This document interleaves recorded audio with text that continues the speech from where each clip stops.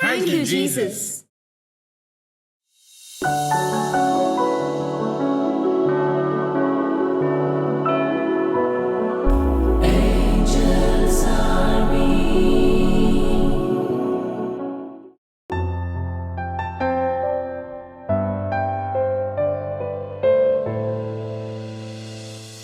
ദൈവം യോജിപ്പിച്ചു നമ്മെ സൃഷ്ടികർമ്മത്തിൽ പങ്കുചേർത്തു. ദാനമാം മക്കളെ ദാതാവിനേകുവാൻ കരുതി വളർത്താം. വിശുദ്ധ വീതി സ്വർഗത്തിലേക്കുള്ള വീതി. ഒരു ചെറുപൂ വിരിയുന്ന കാലം, ഒരു തിരുനാളം തെളിയുന്ന നേരം. ഏഞ്ചൽ സ്വാമി ഒരുക്കുന്ന വിശുദ്ധ വീതിയിലേക്ക് സ്വാഗതം. സ്വർഗപിതാവിൻ്റെ കരങ്ങളിൽ നിന്ന് വിശുദ്ധിയോടെ കുഞ്ഞുങ്ങളെ സ്വീകരിച്ച് സ്വർഗം ലക്ഷ്യമാക്കി ജീവിക്കുവാൻ കുടുംബങ്ങളെ സഹായിക്കുക. ഇതാണ് ഏഞ്ചൽസ് ആർമിയുടെ മിഷൻ. സ്വർഗത്തിൽ നിന്നും സ്വർഗത്തിലേക്ക് ഈ യാത്രയിൽ ഇവിടെ ഇതാ നിങ്ങൾക്കായി ഏഞ്ചൽ സ്വാമി ഒരുക്കുന്നു വിശുദ്ധ വീതി.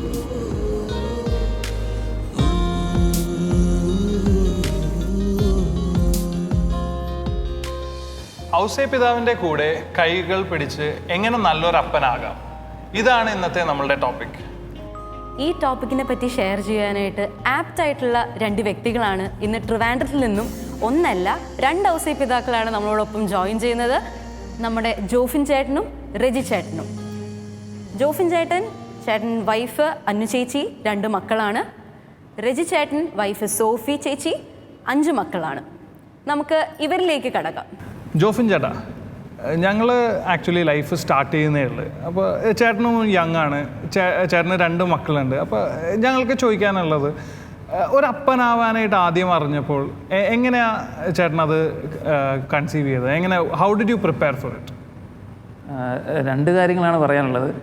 ഒന്നാമത്തെ കാര്യം എന്ന് പറഞ്ഞു കഴിഞ്ഞാൽ ഞങ്ങൾ എന്നും രാത്രിയിൽ കുറച്ച് സമയം സ്പെൻഡ് ചെയ്യുമായിരുന്നു ഒരുമിച്ച്. അപ്പോൾ ആ ഒരു സമയം എന്ന് പറഞ്ഞു കഴിഞ്ഞാൽ ഞാനും വൈഫും കുഞ്ഞാവയും 3 പേരും കൂടെ ഉള്ളൊരു സമയം. അപ്പോൾ ആ സമയത്ത് വൈഫിന് കുറേ അന്നത്തെ ചിലപ്പോൾ വിഷമങ്ങളോ അങ്ങനെ എന്തെങ്കിലുമൊക്കെ പറയാൻ കാണും, അന്നത്തെ വിശേഷങ്ങൾ പറയാൻ കാണും. അപ്പോൾ അവളെ കേൾക്കുക.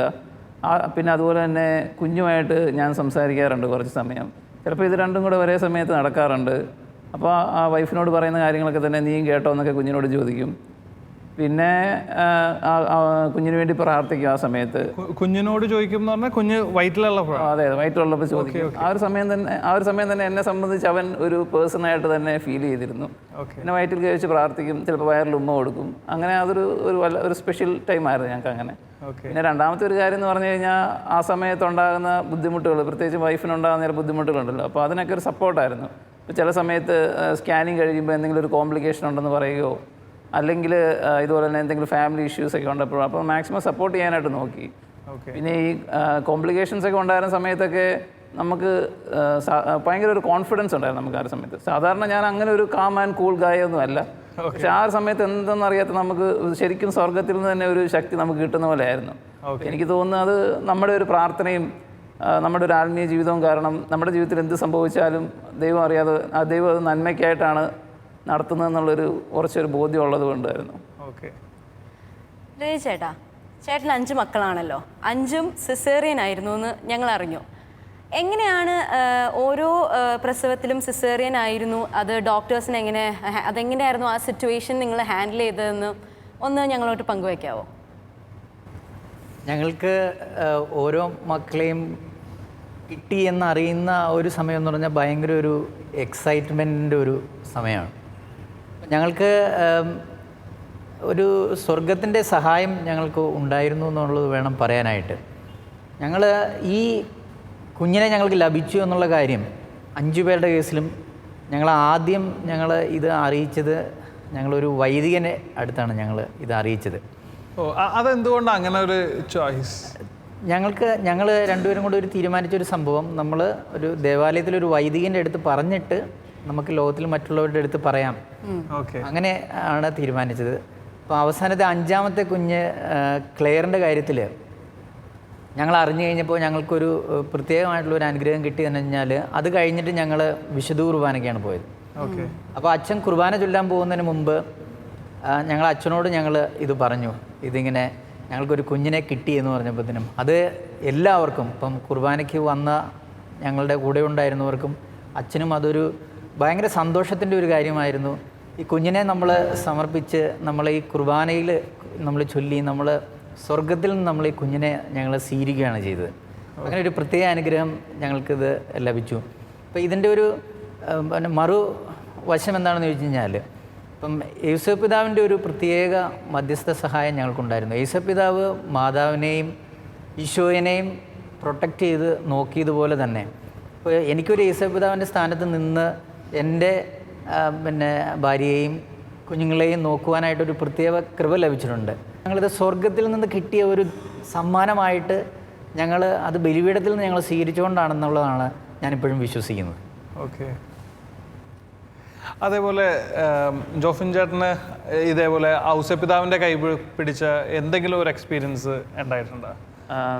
എൻ്റെ പേരിന് കാരണക്കാരനായ ഉണ്ണിയാലാണ് ഔസേപ്പിതാവ്. അപ്പോൾ പ്രത്യേകിച്ച് അങ്ങനെ ഒരു ഇൻസ്റ്റൻസ് ഇല്ലെങ്കിലും ത്രൂ ഔട്ട് ഔസേപ്പിതാവിൻ്റെ അടുത്ത് നമുക്ക് അങ്ങനെ ഒരു കമ്മ്യൂണിക്കേഷന് വളരെ ഈസിയാണ്. ചേട്ടൻ്റെ ആദ്യത്തെ കൊച്ചും രണ്ടാമത്തെ കൊച്ചുമായിട്ട് അധികം ഏജ് ഡിഫറൻസ് ഇല്ല എന്നായിരുന്നു പറഞ്ഞത്. അപ്പോൾ അതെങ്ങനെയായിരുന്നു ചേട്ടൻ അത് ഹാൻഡിൽ ചെയ്തിരുന്നത്? ആ കൊച്ചുങ്ങളെ തമ്മിലുള്ള ഏജ് ഡിഫറൻസ് വളരെ കൂടുതൽ ഒരാളോട് അറ്റൻഷൻ പോകുമോ? അതൊക്കെ എല്ലാവർക്കും ഒരു യങ്സ്റ്റേഴ്സ് എന്നുള്ള രീതിയിൽ ഉണ്ടാവുന്ന ഒരു ടെൻഷനാണല്ലോ. അപ്പോൾ ഇതിനകത്ത് ശരിക്കും 3 പേരുടെയും കാര്യം പറയണം. അതായത് അന്നൂന് ചിലരുടെ നെഗറ്റീവ് കമൻസ് ഒക്കെ കിട്ടിയായിരുന്നു, ഗ്യാപ്പ് അടുത്ത് പോയി എന്നൊക്കെ ഉള്ളത്. അപ്പോൾ അന്നൂന് അതൊരു ടെൻഷനായിരുന്നു. അപ്പോൾ ശരിക്കും അപ്പോൾ അവർക്കൊരു കൺസേൺ എന്ന് പറഞ്ഞിട്ടുണ്ടെങ്കിൽ മൂത്തയാൾക്ക് അത്രയും കുറച്ചേ സ്നേഹം കിട്ടുകയുള്ളൂ എന്നുള്ളതായിരുന്നു ഒരു കൺസേൺ. പക്ഷേ അത് ഞങ്ങൾക്ക് അന്നേരം കിട്ടിയൊരു ബോധ്യം എന്ന് പറഞ്ഞിട്ടുണ്ടെങ്കിൽ ശരിക്കും അവന് സ്നേഹം കുറഞ്ഞു പോവുകയല്ല ചെയ്യുന്നത്, ശരിക്കും അവന് സ്നേഹിക്കാനായിട്ട് ഒരാളെ കിട്ടുക എന്നുള്ളതാണ് അവിടെ സംഭവിക്കുന്നത്. ചേട്ടൻ്റെ വൈഫ് കൺസീവ് ചെയ്തിരുന്ന സമയത്ത് എങ്ങനെയായിരുന്നു ബാക്കിയുള്ള പിള്ളേരെ ഹാൻഡിൽ ചെയ്തിരുന്നത്? കുഞ്ഞുവാവേനെ കൺസീവ് ചെയ്യുന്ന സമയത്ത് സോഫിക്ക് ഒരുപാട് ആരോഗ്യ പ്രശ്നങ്ങളും ഒരുപാട് വയ്യായ്മകളും തീർച്ചയായിട്ടും ആ ഒരു സമയത്ത് ഉണ്ടാവും. അപ്പം ഞാനിങ്ങനെ പ്രാർത്ഥിച്ചുകൊണ്ടിരുന്ന സമയത്ത് എനിക്ക് ബലമായിട്ട് എനിക്ക് തോന്നിയ ഒരു സംഭവം എന്ന് പറഞ്ഞു കഴിഞ്ഞാൽ യേശുദാവ് പിതാവ് അമ്മയെയും കുഞ്ഞിനെയും നോക്കിക്കോളും എന്നുള്ള ഒരു വിശ്വാസം എനിക്ക് ഈ പ്രാർത്ഥിച്ചുകൊണ്ടിരുന്ന സമയത്ത് എനിക്ക് കിട്ടി. ഞാനത് സോഫിയുടെ അടുത്ത് ഞാൻ സംസാരിക്കുകയും ചെയ്തു. പിന്നെ ആദ്യത്തെ ഒരു കുഞ്ഞിൻ്റെ കാര്യത്തിൽ മാത്രമാണ് ഞങ്ങൾക്ക് ഇങ്ങനെയുള്ളൊരു ഇത് തോന്നിയിട്ടുള്ളൂ. പിന്നെയുള്ള കുഞ്ഞുങ്ങളുടെ കാര്യത്തിൽ ഇവർ തന്നെ ഈ കുഞ്ഞുവാവേനെ പ്രതീക്ഷിച്ച് നിൽക്കുകയും അമ്മയ്ക്ക് വേണ്ട എല്ലാ സഹായങ്ങളും പിന്നെ സോഫി തന്നെ പറയാറുണ്ട്, രാജകീയമായിട്ടാണ്. കൈ തിരുമ്മി കൊടുക്കാൻ ഒരാൾ, കാല് തിരുമ്മി കൊടുക്കാൻ ഒരാൾ, അവർ തന്നെ സോഫിനെ ശുശ്രൂഷിക്കുന്ന ഒരു അവസ്ഥയിലേക്കാണ് വന്നത്. കുട്ടികളുടെ കാര്യത്തിൽ ഞങ്ങൾക്ക് അധികം ടെൻഷൻ അടിക്കേണ്ട ഒരു കാര്യം വന്നിട്ടില്ല. ടോജനും മീനും ഏഞ്ചൽസ് ആർമി സ്റ്റുഡിയോയിൽ ലൈവ് ഉണ്ട്. Yes. Hi Tojan. Hi Meenu. Hi Manu.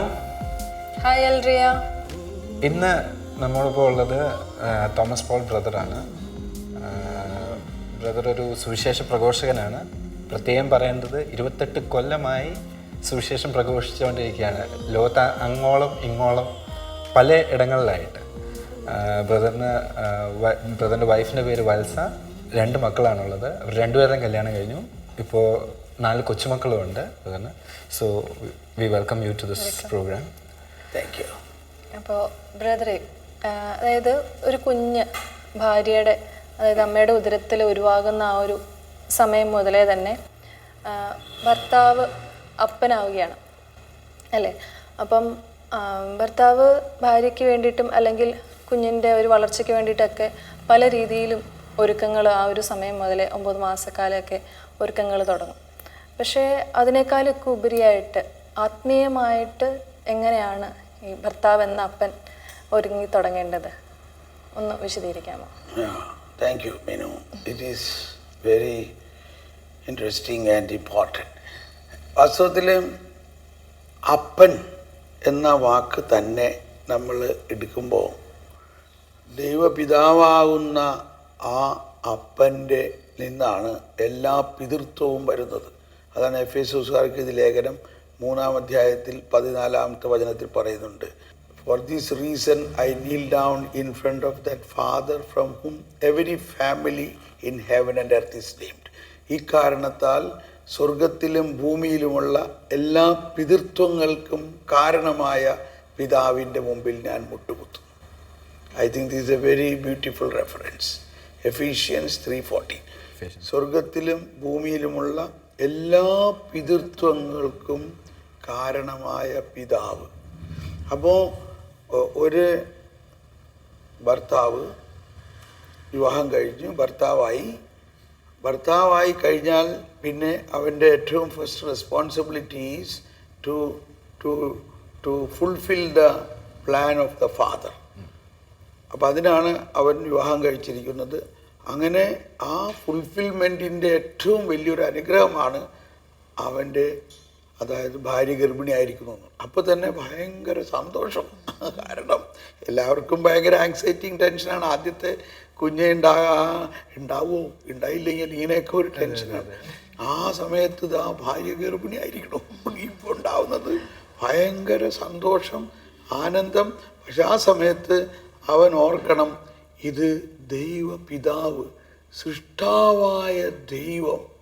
ആ മൈക്കലാഞ്ചലോൻ്റെ ആ പിക്ചറിൻ്റെയൊക്കെ അർത്ഥം ദൈവത്തിൻ്റെ കൈകൾ, ആദത്തിൻ്റെ കൈകളിൽ.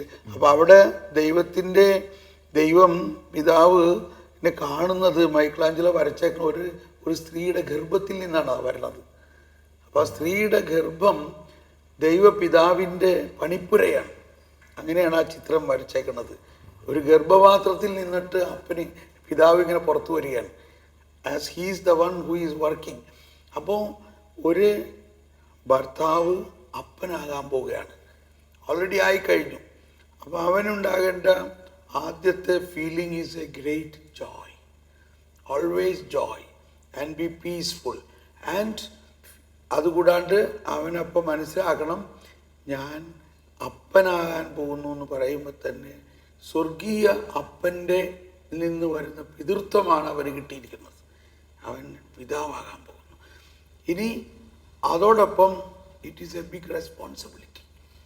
അതാണ് ജോൺ പോൾ രണ്ടാമൻ്റെ ലവ് ആൻഡ് റെസ്പോൺസിബിലിറ്റി എന്നുള്ള പുസ്തകത്തിൽ മുഴുവനും പറയണത്. A man is responsible. അപ്പോൾ നമ്മൾ അവൻ്റെ ഇതുവരെ ഉണ്ടായിരുന്ന റെസ്പോൺസിബിലിറ്റി എന്ന് ഭയങ്കര ഒരു പ്രൊമോഷൻ പോലെയാണ്, ആൻ അപ്ഗ്രേഡിങ്. അത് പേരിൽ നിന്ന് നേരെ അപ്പനിലേക്കാണ് മാറുന്നത്. അപ്പോൾ അവിടെ one side it is a fatherhood coming from God the father, പിതൃത്വം, സകല പിതൃത്വങ്ങളുടെയും നാമകാരണ പിതാവിൽ നിന്ന് പിതൃത്വം. രണ്ടാമത് അവനൊരു റെസ്പോൺസിബിലിറ്റി ഫീലിംഗ് ഉണ്ടാകണം.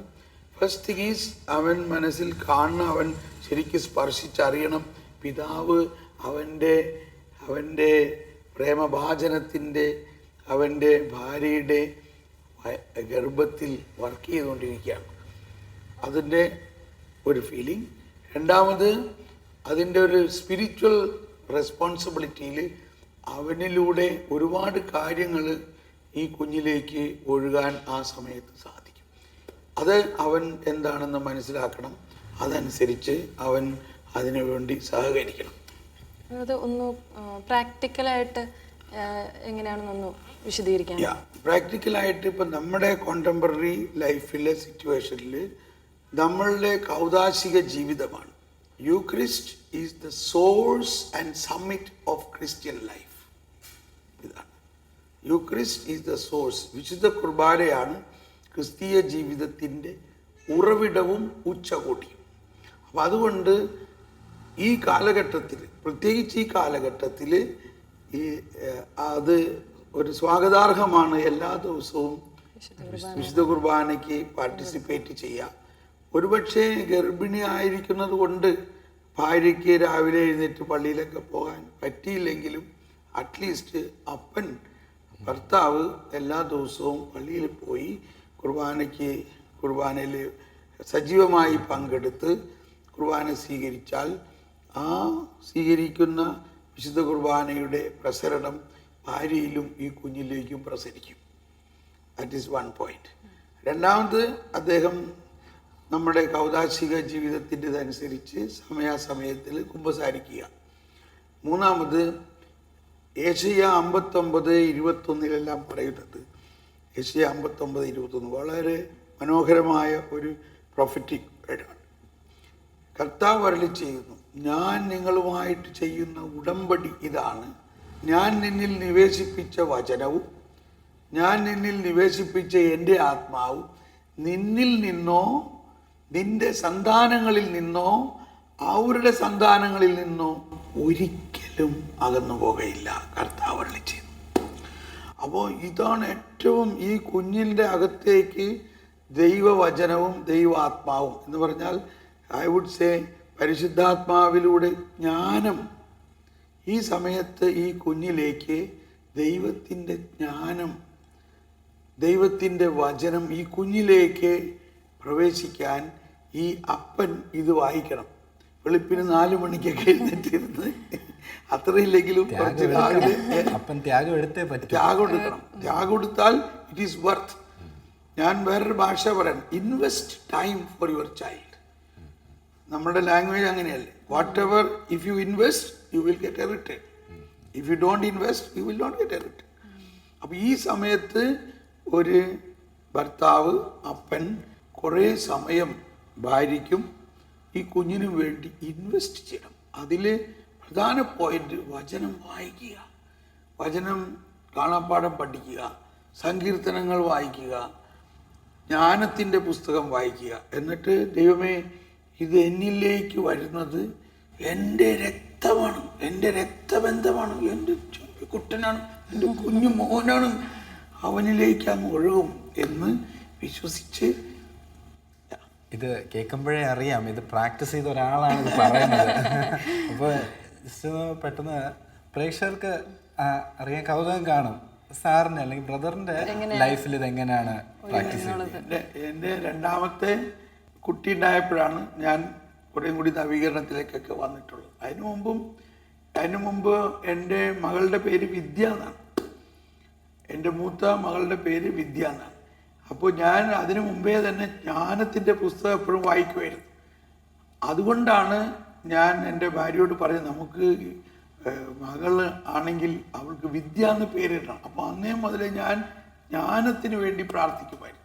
അതുകൊണ്ട് അവൾ ഇന്നൊരു തിയോളജിയനാണ്. അവൾ തിയോളജിയിൽ ലൈസൻഷ്യേറ്റ് എടുത്തിട്ടുള്ള അതിൻ്റെ പ്രധാന കാരണം അന്നേ മുതൽ വചനവും ജ്ഞാനവും ഞാൻ പ്രാർത്ഥിക്കുമായിരുന്നു. പിന്നെ രണ്ടാമത്തെ എൻ്റെ മകനെ ഭാര്യ ഗർഭിണിയായിരിക്കുന്ന സമയം വളരെ ക്രൂഷ്യൽ സിറ്റുവേഷനായിരുന്നു. അവനെ ഗർഭിണിയാവുന്നതിന് മുൻപ് ഡോക്ടേഴ്സ് ഒരു കോംപ്ലിക്കേഷൻ വന്നിട്ട് യൂട്രസൊക്കെ എടുത്ത് കളയണമെന്ന് പറഞ്ഞിട്ട് ഞങ്ങൾ അതിനെതിരെ പ്രാർത്ഥിച്ച് ഒരെങ്കിൽ അത്ഭുതമായിട്ട് യൂട്രസ് എടുത്ത് കളയേണ്ടി വന്നില്ല, ട്യൂമർ മാത്രം എടുത്ത് കളഞ്ഞ്. എന്നിട്ട് ഡോക്ടർ പറഞ്ഞ് ഇനി ഗർഭം ധരിക്കാം. അപ്പോൾ ആ ഗർഭിണിയായിരുന്ന കാലഘട്ടത്തിൽ എനിക്ക് ശരിക്കും ഓർമ്മയുണ്ട്, ഞാൻ എപ്പോഴും ഭാര്യയുടെ വയറ്റത്ത് കൈവച്ച് പ്രാർത്ഥിക്കുകയും അങ്ങനെ പ്രാക്ടിക്കലായിട്ട് ഞാൻ രാവിലെ ഒരുമിച്ച് പ്രാർത്ഥിക്കും. ഭാര്യയ്ക്ക് രാവിലെ എണീക്കാനൊക്കെ ബുദ്ധിമുട്ടാണ്, പക്ഷേ ഞാൻ കൂടെ കിടന്ന് കെട്ടിപ്പിടിച്ച് ആ വയറ്റത്തൊക്കെ ഉമ്മ വെച്ച് ആ സ്നേഹം അപ്പം കൊടുക്കും. അങ്ങനെ പ്രാർത്ഥിച്ചു വരുന്നു ഞങ്ങൾ. അത് റിസൾട്ടൊക്കെ ഞങ്ങൾക്ക് ഭയങ്കര നന്നായിട്ട് ഉണ്ട്.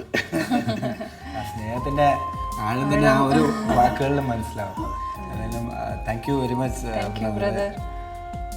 കേട്ടുകൊണ്ടിരിക്കുന്ന പ്രേക്ഷകർക്ക് ഇപ്പോൾ ഏകദേശം മനസ്സിലായി കാണും എത്രത്തോളം ഒരപ്പൻ്റെ റോള് ആത്മീയമായിട്ടും എത്രമാത്രം ഇമ്പോർട്ടൻ്റ് ആണ് ഒരുങ്ങേണ്ടത് എന്ന് മനസ്സിലായി കാണും. നമ്മുടെ ഒരു കുഞ്ഞിന് വേണ്ടി പ്രാർത്ഥിക്കുകയും അതിനുവേണ്ടി ത്യാഗം എടുക്കുകയും ചെയ്യുമ്പോൾ, നമ്മളൊരു വില കൊടുക്കുമ്പോൾ ദൈവം അത് കാണുന്നുണ്ട്, അതിനുള്ള പ്രതിഫലം ദൈവം തന്നോളൂ. അത് ആ കുഞ്ഞിന് എന്ന് ബ്രദർ പറഞ്ഞ പോലെ അതൊരു ഇൻവെസ്റ്റ്മെൻ്റ് ആയിരിക്കണം, ഇൻവെസ്റ്റ് ചെയ്യണം നമ്മുടെ സമയവും അവിടെയെല്ലാം. അപ്പോൾ thank you very much. Back to you Manu and Andrea. Thank you Tojan and Meenu. Brother പറഞ്ഞ കുറേ നല്ല ഇൻസൈറ്റ്സ് ആയിരുന്നു അല്ലേ? തീർച്ചയായിട്ടും ബ്രദർ പറഞ്ഞത് ഒരു വാളിഡ് പോയിൻ്റാണ്. ഉദരത്തിൽ കുഞ്ഞായിരിക്കുന്ന സമയത്ത് അപ്പൻ കുഞ്ഞിൻ്റെ കൂട്ടത്തിൽ സമയം സ്പെൻഡ് ചെയ്യുക എന്നുള്ളത് തീർച്ചയായിട്ടും നമ്മളെല്ലാവരും ശ്രദ്ധിക്കേണ്ട ഒരു കാര്യമാണ്. ഇനി ഫിലിപ്പൈൻസിൽ നിന്ന് ഇതിനെക്കുറിച്ച് എന്താണ് പറയാനുള്ളത് നമുക്ക് കേൾക്കാം. ജെറിനച്ചൻ അവിടെ വെയിറ്റ് ചെയ്യാണ്. നമുക്ക് ജെറിനച്ചൻ എന്താണ് പറയാനുള്ളത് ഇതിനെ പറ്റിയെന്നും ജെറിനച്ചൻ്റെ ബ്ലെസ്സിങ്ങും ഒക്കെ നമുക്ക് എടുക്കാം.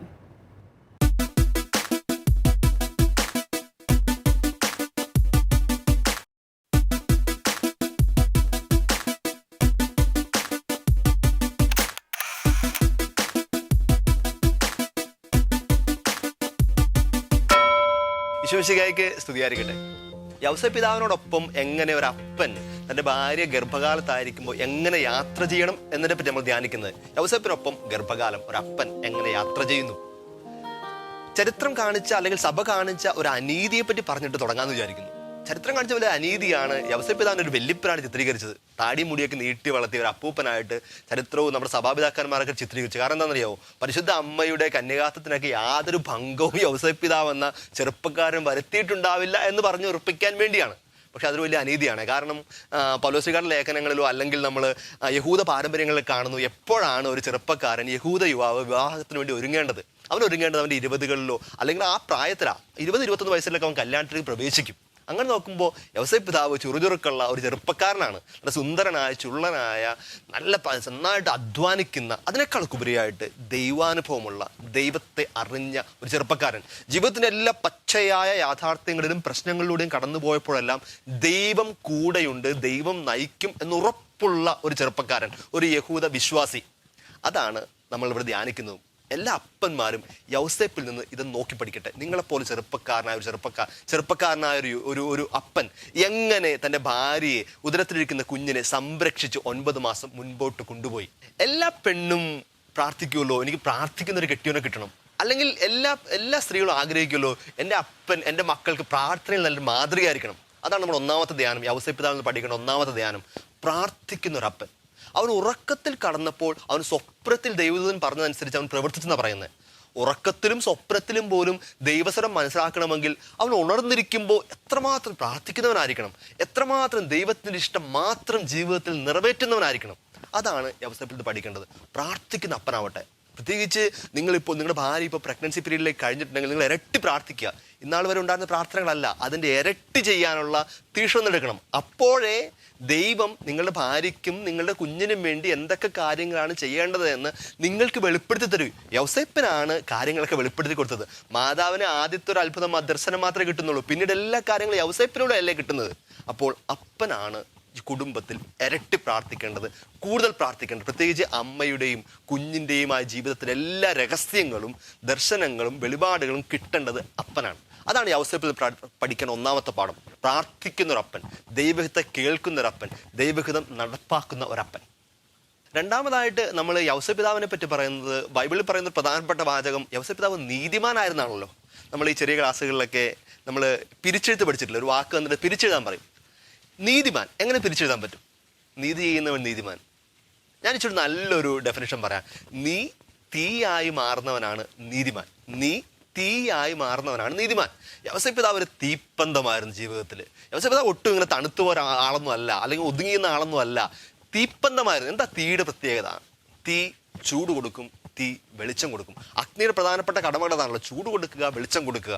എന്താണ് ഈ ചൂട് ഒരു കുടുംബ ജീവിതത്തിൽ? പ്രത്യേകിച്ച് ഒരു പ്രഗ്നൻ്റ് ആയിരിക്കുന്ന ഒരു ഭാര്യയ്ക്ക് അല്ലെങ്കിൽ കുടുംബത്തിന് കൊടുക്കേണ്ട ചൂടെന്താ? സ്നേഹമാണ്. സ്നേഹത്താൽ നിറയട്ടെ എല്ലാ അപ്പന്മാരും ഈ ഒരു കാലഘട്ടങ്ങളിൽ. സ്നേഹം കൊണ്ട് അമ്മയെയും കുഞ്ഞിനെയും നിറയ്ക്കട്ടെ, കെട്ടിപ്പിടിക്കട്ടെ, ചുംബനങ്ങൾ കൊണ്ട് പൊതിയട്ടെ. പ്രാർത്ഥനയുടെ സ്നേഹത്താൽ പൊതിയുന്ന നല്ലൊരു അപ്പനാവട്ടെ. എൻ്റെ നല്ലൊരു ഉദാഹരണം, ഒരു അനുഭവം പറയാം. ഞാൻ വളരെ ചുരുക്കം പേരെ, കൊച്ചനായതുകൊണ്ട് വളരെ ചുരുക്കം പേരെ കല്യാണം കഴിച്ച് അയച്ചിട്ടുള്ളൂ. ബ്ലെസ് ചെയ്യാൻ എനിക്ക് ചാൻസ് കിട്ടിയിട്ടുള്ളൂ. അങ്ങനെ കിട്ടിയ വളരെ യങ് കപ്പിൾ, രണ്ടുപേരും എന്നെ ഇടയ്ക്കിടയ്ക്ക് വിളിക്കുന്നവരാണ്. അപ്പോൾ ഇപ്പോൾ അവൾ പ്രഗ്നൻ്റ് ആണ്, ഭാര്യ പ്രഗ്നൻ്റ് ആണ്. അപ്പോൾ അവൾ പറയുകയാണ്, അച്ഛാ എൻ്റെ കെട്ടിയവൻ എപ്പോഴും കൊതിപ്പിക്കും, എനിക്കതുകൊണ്ട് അസൂയാണ്. ഞാൻ പറഞ്ഞ ദൈവമേ, ഈ പ്രസവിക്കാനൊക്കെ ഒരുങ്ങിയിരിക്കുമ്പോൾ ഇങ്ങനെയൊക്കെ അസൂയപ്പെടുന്നതൊക്കെ മോശമല്ലേ? അപ്പോഴാണ് സ്റ്റോറി പറഞ്ഞു തന്നത്. കാരണം ഭർത്താവ് പറയാണ്, എടി നിന്നേക്കാളും എനിക്ക് കുഞ്ഞിനെ സ്നേഹിക്കാൻ പറ്റുന്ന സമയം ഇതാണ്. കാരണം നിനക്ക് നിന്റെ കൊച്ചിനെ ഉമ്മ വെക്കാൻ പറ്റുമോ നീ പ്രഗ്നൻ്റ് ആകുമ്പോൾ? കാരണം ഒരിക്കലും ഒരമ്മയ്ക്ക് വയറിൽ കുഞ്ഞ് ഇത്രയും വയറ് ചാടിയിരിക്കുമ്പോൾ ഒരിക്കലും ഉമ്മ വെക്കാൻ പറ്റത്തില്ലോ. അപ്പോൾ ഭർത്താവ് കുഞ്ഞിന് ഉമ്മ വെച്ചിട്ട് പറയും, നിനക്ക് പറ്റത്തില്ലല്ലോ, ആ ഭാഗ്യം എനിക്കേ ദൈവം തന്നിട്ടുള്ളൂ. എന്നിട്ട് ഈ കുഞ്ഞിനെ നന്നായിട്ട് താലോലിക്കും. എന്നിട്ട് ഈ പെൺകുട്ടി പറയാണ്, എനിക്ക് അസൂയ തോന്നും എൻ്റെ കെട്ടിയവൻ എൻ്റെ കുഞ്ഞിനെ സ്നേഹിക്കുന്നത് കാണുമ്പോൾ. ഇത്രേ എന്നേക്കാളും 100 ഇരട്ടിയായിട്ട് അവൻ സ്നേഹിക്കുന്നുണ്ട്, ഇത്രയും മനോഹരമായിട്ട് സംസാരിക്കുന്നുണ്ട്. പ്രിയപ്പെട്ടവരെ, ഇതാണ് ചൂട് കൊടുക്കുക, ഭാര്യയ്ക്കും ഉദരത്തിലയക്കുന്ന കുഞ്ഞിനും സ്നേഹത്തിൻ്റെ ചൂട് കൊണ്ട് നിറയ്ക്കാൻ അപ്പന്മാർക്ക് പറ്റട്ടെ. യൗസേപ്പിതാവിൻ്റെ മാധ്യസ്ഥം നിങ്ങളെ സഹായിക്കും. എന്താണ് വെളിച്ചം? വെട്ടം കൊടുക്കേണ്ടത്, വെളിച്ചം കൊടുക്കണം. പ്രത്യേകിച്ച് ഈ ഒരു പ്രഗ്നൻസിയുടെ പീരീഡ് എന്ന് പറയുന്ന ഒരു പെണ്ണിനെ സംബന്ധിച്ച് ഒത്തിരി ബുദ്ധിമുട്ടുകളുടെ സംഘർഷങ്ങളുടെ സമയമാണല്ലോ. മൂഡ് ഫ്ലക്ച്വേഷൻസ് ഉണ്ടാവും, താല്പര്യങ്ങൾ മാറും, ഇഷ്ടങ്ങൾ മാറും. പ്രത്യേകിച്ച് പുറത്തുനിന്നുള്ള ചെറിയ ചെറിയ കമൻറ്റുകളൊക്കെ ഇവിടെ വല്ലാണ്ട് ബാധിക്കും. ഇതൊക്കെ കുഞ്ഞിനും കിട്ടാൻ സാധ്യതയുണ്ട്. ഈ സമയത്തൊക്കെ ഈ അന്ധകാരത്തിലൊക്കെ വീണ് പോകുമ്പോൾ വെളിച്ചം കൊടുക്കേണ്ടതും ആശ്വാസം കൊടുക്കേണ്ടതും അപ്പനാണ്, യൗസേപ്പിനെ പോലെ. അതാണ് ചൂട് കൊടുക്കുന്നവനാകുക, വെളിച്ചം കൊടുക്കുന്നവനാകുക. നീ ഒരു തീയായി മാറുക. ഓരോ അപ്പനും ഭാര്യ പ്രഗ്നൻ്റ് ആയിരിക്കുമ്പോൾ തീപ്പന്തം പോലെ കത്തട്ടെ, ദൈവത്തിന് മുമ്പിൽ നിന്ന് ഉരുകട്ടെ, കുടുംബത്തിന് ചൂട് കൊടുക്കാൻ, കുടുംബത്തിന് വെട്ടം കൊടുക്കാനായിട്ട്. അവസാനമായിട്ട് ചെറുപ്പക്കാരായ അപ്പന്മാരാകാൻ പോകുന്നവർക്കുള്ള ഏറ്റവും നല്ല മോഡലും ആശ്വാസമൊക്കെ യൗസേപ്പിതാവാണ്. എന്നെ ആരും സഹായിക്കാനില്ല, എനിക്കാരൊന്നും പറഞ്ഞു തരാനില്ല. പ്രത്യേകിച്ച് നിങ്ങൾ വിദേശത്തൊക്കെ ഭാര്യയും ഭർത്താവും മാത്രമായിരിക്കുമ്പോഴാണ് ഭാര്യ പ്രഗ്നൻ്റ് ആവുന്നതെങ്കിൽ ആകെ സഹായിക്കാനുള്ള വ്യക്തി ഈ ചെറുപ്പക്കാരനായ ഭർത്താവ് മാത്രമാണല്ലോ. യൗസേപ്പിതാവ് ഏറ്റവും നല്ല മോഡൽ. യൗസേപ്പിതാവ് ഒറ്റയ്ക്കല്ലേ ഈ പേരും പ്രസവമൊക്കെ എടുത്തത് ആ ഒരു രാത്രിയിൽ. ഈ കാലഘട്ടങ്ങളിലൊക്കെ പ്രത്യേകിച്ച് ഈ ഭാര്യമാരെയൊക്കെ ഡെലിവറി റൂമിൽ കയറ്റുമ്പോഴത്തേക്ക് ഭർത്താക്കന്മാരെ കൂടെ കൊണ്ടുപോകാറുണ്ട്. ആദ്യമായിട്ട് ഈ സമ്പ്രദായം കണ്ടുപിടിച്ചതാരാ? യൗസേപ്പിതാവാ. പരിശുദ്ധ അമ്മയുടെ പ്രസവം എടുത്ത് ഒറ്റയ്ക്ക് നിന്ന് എല്ലാം ചെയ്തു കൊടുത്ത പാതിരാത്രിയിൽ, നിസ്സഹായതയുടെ രാത്രിയിൽ എല്ലാത്തിനും സാക്ഷിയായവനും സഹായിയായവനും യൗസേപ്പിതാവ് മാത്രമല്ലേ. അതുകൊണ്ട് പ്രിയപ്പെട്ട ചെറുപ്പക്കാരാ, നീ എപ്പോഴും ചിന്തിക്കുന്നുണ്ടോ നീ നിസ്സഹായനാണ്, ആരും സഹായിക്കാനില്ല, സാമ്പത്തികമായിട്ട് എനിക്ക് പറ്റുന്നില്ല, ഈ ഒരു കാലഘട്ടം ഒത്തിരി ചിലവുകളുടെ കാലഘട്ടമാണ്, എനിക്ക് നിൽക്കാൻ പറ്റുന്നില്ല എന്നൊക്കെ വിചാരിക്കുന്നുണ്ടോ? പേടിക്കണ്ട, യൗസേപ്പിനെ ഒന്ന് കൂട്ടുപിടിക്കുക. യൗസേപ്പിനോട് ചോദിക്കുക. ജോസഫിനോട് ചോദിക്കുന്നതാണല്ലോ പഴയ നിയമത്തിൽ പറയുന്നത്. യൗസേപ്പിനോട് ചോദിക്കുക, അവൻ തരും കൃപകളെല്ലാം സ്വർഗത്തിൽ നിന്ന് വാങ്ങി. നമുക്ക് ഈ ഒരു നിമിഷം കുടുംബം ഒന്നിച്ച് യൗസേപ്പിതാവിനെയും മാതാവിനെയും കൂട്ടുനിർത്തി ഈ ഒരു വലിയ കൃപയ്ക്ക് വേണ്ടി പ്രാർത്ഥിക്കാം. കർത്താവായ ഈശോയെ, നിന്റെ വളർത്തപ്പനായ തിരുക്കുടുംബത്തിന് നാഥനായ യൗസേപ്പിനൊപ്പം എങ്ങനെ ഒരപ്പൻ തൻ്റെ ഭാര്യ ഗർഭകാലത്തായിരിക്കുമ്പോൾ സഞ്ചരിക്കുന്നുവെന്ന് ധ്യാനിക്കുകയായിരുന്നു. സ്വർഗത്തിലെ വലിയ ജ്ഞാനം ഞങ്ങൾ ചെറുപ്പക്കാർക്ക് കൊടുക്കണമേ. ദൈവത്തോടൊപ്പം ഇരിക്കാൻ, ദൈവത്തോടൊപ്പം ഇരുന്ന് കുടുംബത്തിന് വേണ്ടിയുള്ള ദൈവിക രഹസ്യങ്ങളും പദ്ധതികളും മനസ്സിലാക്കാൻ, കുഞ്ഞിനും ഭാര്യയ്ക്കും വേണ്ടിയുള്ള ദൈവഹിതം മനസ്സിലാക്കാനുള്ള വലിയ കൃപ കൊടുക്കണമേ ഞങ്ങളുടെ അപ്പന്മാർക്ക്. ഞങ്ങളുടെ അപ്പന്മാരെ എല്ലാവരെയും സമർപ്പിച്ച് പ്രാർത്ഥിക്കുന്നു. പ്രത്യേകിച്ച് ഞങ്ങളുടെ അപ്പന്മാർക്ക്, ഏതെങ്കിലും അപ്പന്മാർ അവർ കുറ്റബോധം മനസ്സിലുണ്ടോ? ഭാര്യ പ്രഗ്നൻ്റ് ആയിരുന്നപ്പോൾ കുഞ്ഞ് ഉദരത്തിലായിരുന്നപ്പോൾ എനിക്ക് സഹായിക്കാൻ പറ്റിയില്ല, അവർ കുറ്റബോധമൊക്കെ പേറുന്ന ഏതെങ്കിലും അപ്പന്മാരുണ്ടെങ്കിൽ ഈ നിമിഷം നീ വലിയ ആശ്വാസതലം കൊണ്ട് പുരട്ടണമേ. സ്വർഗത്തിന് വലിയ ശക്തി ഇറങ്ങി വരട്ടെ. യൗസേപ്പിതാവെ, ഈ അപ്പന്മാരെ ചേർത്ത് പിടിച്ച് ബലപ്പെടുത്തണമേ. എന്നും കുടുംബത്തിന് ചൂടും വെളിച്ചവുമാകുവാൻ ഞങ്ങളുടെ അപ്പന്മാരെ സഹായിക്കണമേ. നമുക്കൊന്ന് ചേർന്ന് ഈശോമിശിഹായുടെ ആശീർവാദം സ്വീകരിക്കാം. നമ്മുടെ കർത്താവ് ഈശോമിശിഹായുടെ കൃപയും പിതാവായ ദൈവത്തിൻ്റെ സ്നേഹവും പരിശുദ്ധാത്മാവിൻ്റെ സഹവാസവും പരിശുദ്ധ അമ്മയുടെയും സ്വർഗം മുഴുവൻ്റെയും മാധ്യസ്ഥവും സംരക്ഷണവും, പ്രത്യേകിച്ച് വിശുദ്ധ യൗസേപ്പിതാവിൻ്റെ മാധ്യസ്ഥവും നമ്മോടും നമ്മുടെ കുടുംബത്തോടൊപ്പം ഉണ്ടായിരിക്കട്ടെ, ഇപ്പോഴും എപ്പോഴും എന്നേക്കും. ആമേൻ. ആമേൻ. താങ്ക് യു അച്ഛാ. താങ്ക് യു അച്ഛാ. വിശുദ്ധ വേദിയുടെ അടുത്തൊരു എപ്പിസോഡിനായി നമുക്ക് വീണ്ടും കാത്തിരിക്കാം. Until then, good bye. Thank you ചേട്ടാ.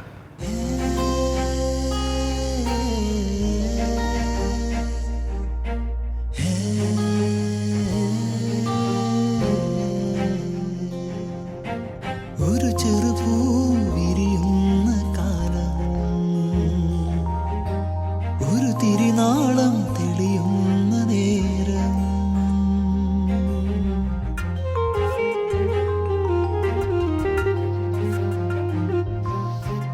ഒരു ചെറുപൂ വിരിയുന്ന കാലം, ഒരു തിരിനാളം തെളിയുന്ന നേരം, ഉള്ളിലൊരാനന്ദം തിരതല്ലുന്നു, വിണ്ണിലൊരാഘോഷം തുടങ്ങുന്നു, ഒരു ചെറുപൂ വിരിയുന്ന കാലം, ഒരു തിരിനാളം തെളിയുന്ന നേരം, ഉള്ളിലൊരാനന്ദം തിരതല്ലുന്നു.